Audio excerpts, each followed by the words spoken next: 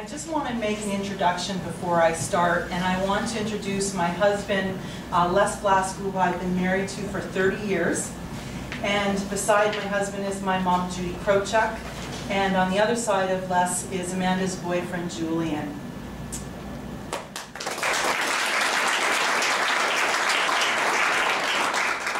Have you ever looked your child in the eye, have them look back and say, "Mommy, I love you, but it hurts so much that I want to die"?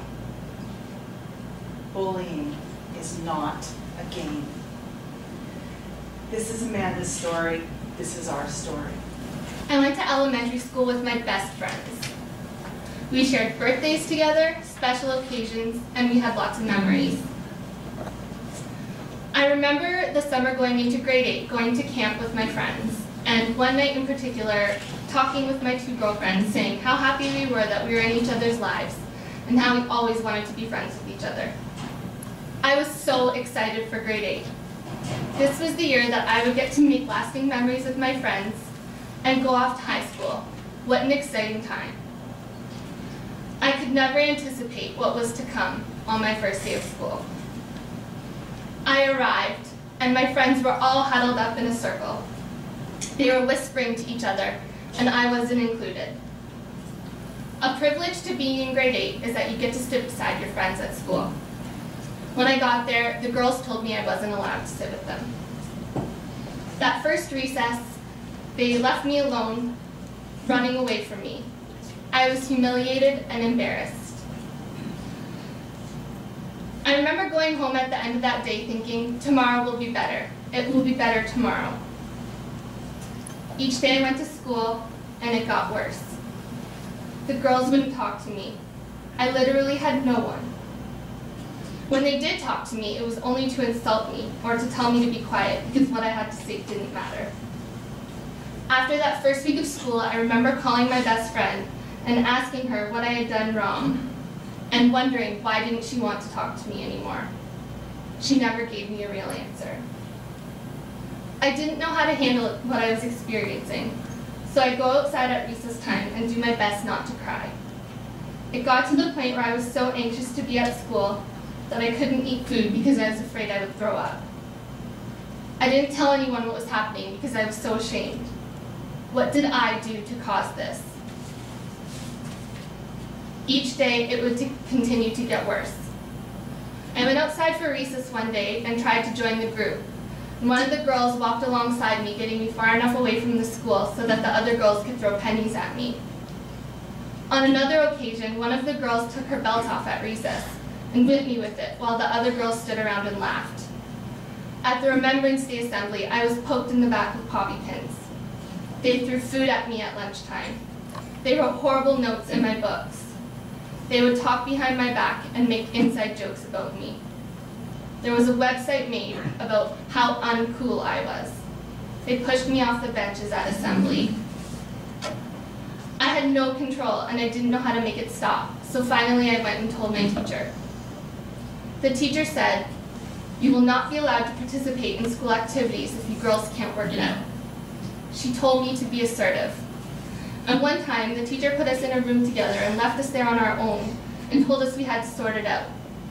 When she came back, she asked if we had worked it out, and the girls told her we had. Their idea of working it out was telling me I was no longer their friend. Work it out, Amanda. I didn't know how to work it out, so instead of doing that, I decided to run away from it. I would wake up in the morning with horrible migraines. I would wake up feeling so sick that my mom realized there was something wrong and I didn't have to go to school. This began to happen so often that it was a regular occurrence, and my mom started to investigate. When my mom finally did find out, I was so embarrassed. I was afraid that she wouldn't believe me. These girls had been my friends for years, and even I didn't understand why this was happening. I just wanted to cry. I didn't want to have to explain what was happening. Home was the only place where I didn't have to deal with it. At Christmas time, as a family, my mom, dad, and myself decided that I would change schools. It was not running away, but it was because I wasn't safe at my school anymore. I needed a fresh start. everything at my new school was wonderful. I made new friends, and I was back to the old me again. Exactly 2 months to the day, I was confronted about how my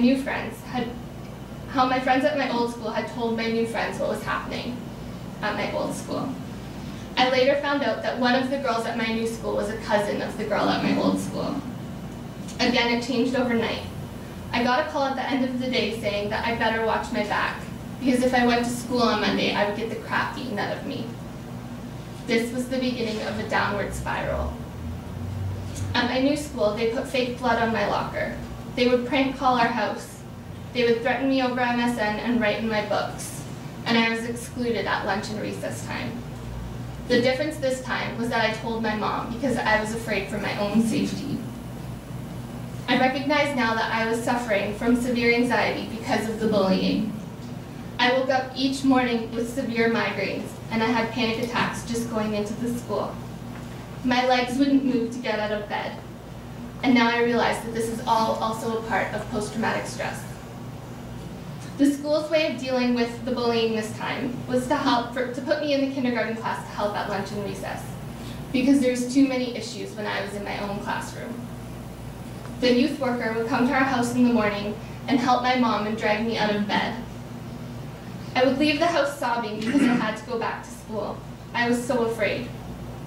I had no choice. I had to go to school. The principal told me that if I didn't, I wouldn't graduate grade 8. The last few months were horrible. I thought I would never have friends again. I thought no one would ever like me, and I didn't understand what was wrong with me. Despite the horrible year, I was excited to graduate. I had a beautiful dress, and I was just happy that the year was over.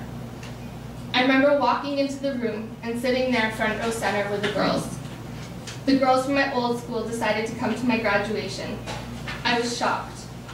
I remember my heart beating out of my chest, and I wanted to cry and run out of the place. When the time came for me to walk across the stage, my classmates and former elementary school friends fell silent. There was applause and cheering for everyone but me. I wasn't able to make it to the dance afterwards, as my former classmates crowded around the door. I wanted to throw up. How could so many people be against me? I just wanted to have friends. I ended up destroying many of my childhood memories and pictures, because I couldn't stand the thought of looking at these girls.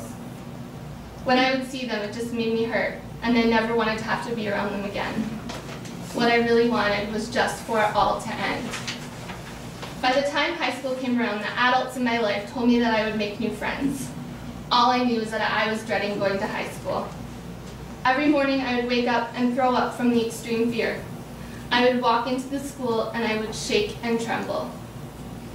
The second week of grade 9, my grandma passed away, and after that, I no longer went back to school. It got too hard, and I just couldn't do it anymore. Nothing in my life mattered. I had no purpose. I had no friends. I just wanted to go to sleep. So my husband and I were your daughter's manipulating you. You coddle her. You spoil her.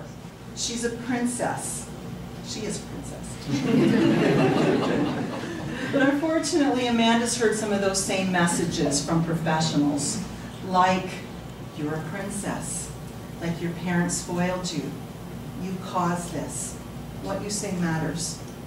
Amanda and I were sitting on our couch a couple weeks ago when we were talking, and I was saying how proud I am of her and how just so successful, and she's making a difference in the world. And she said, you know what, Mom? You always believed in me, and what you said mattered. And she said, and Erin, we were talking about you, Erin Andrews from Pathstone. She said, Erin believed in me, and she never stopped believing me. And that's called the pignailing theory, Mom. I said, wow, you're pretty good. Because I talk about that in leadership. I said, what does that mean? She said, that means where people say things to you, even when you don't believe it, they believe so strongly in you that eventually you do start believing it. And she is a healthy girl today as a result. In this room, what you do matters. And you know, some people have said, how does she do it? How did this happen? And I want to share a couple things with you, because this is important. How many of you in this room are educators? Show of hands, some form, program teachers, in some way an educator. Please give yourselves a round, everyone, give them a round of applause.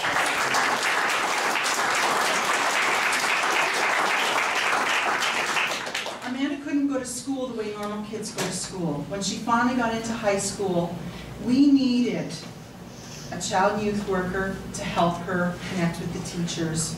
Rob DeMario, who I cried at his table at his desk every day.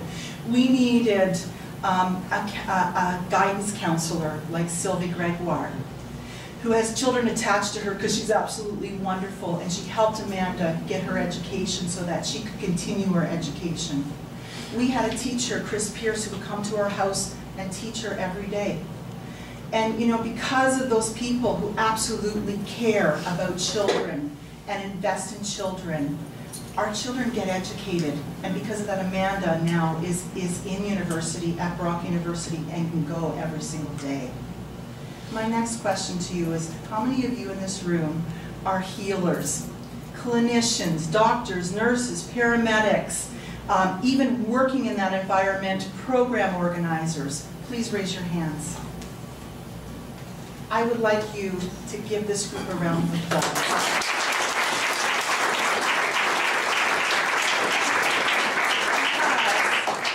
What you do absolutely matters. You know, Amanda, she had 5 years of healing. We spent some time at the St. Catherine's General Hospital at the Children's Clinic, where she went to school there, and she also had an incredible team, teachers and therapists giving her strategies to get through. And then after that, she needed time to process, she needed time to heal. And that's when we came to Pathstone. We had the most incredible program, an art therapy program that deals with trauma. But more than that, we had the most incredible counselor. And Erin's probably never going to come to anything. And I cry when I think about her, because I truly believe if it were not for the services, I'm not sure that where we would be today. And Erin, I think, represents many of you in this room that you really care. And what Erin would do is she would be there for us. If Amanda needed her during the day, she would be there. Erin would study so she got better over time. Erin would talk to me all her lunch hour long in order to calm me down and give me strategies as a parent. And she would come to Amanda's school to set up safety plans and educate about how to make sure that Amanda's safe at school. And I know many of you care just as much, and what you do absolutely matters. And because of that, Amanda is not on any antidepressants or medication. She has a beautiful, loving boyfriend. She has friends, and she's in school full time. And I know in this environment, many of you here are supporters of Pathstones, and you know, our lives are busy, and we go through so much change, and even sometimes driving up to get our happy coffee in the morning, the person serving it isn't happy. Or maybe, you know, you might have a grumpy day with clients or coworkers or a boss, but I want you to know what you do matters, and a lot of times you don't get the thank yous that you need, that we all need. But on behalf of my husband Les, my mother Judy, and Amanda's boyfriend Julian, I want to thank you because we have our Amanda back. What you do matters. God bless you.